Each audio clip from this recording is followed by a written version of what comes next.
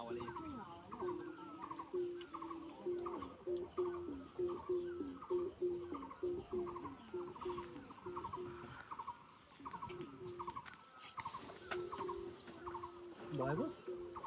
भयो भयो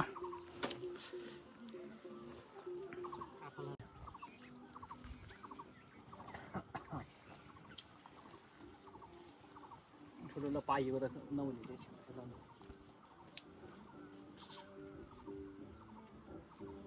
बच्चाहरु पायो अलिक खल्लो खल्लो भइसक्यो है मचानले बल हान्नु पहिला हान्दैन हान्दैन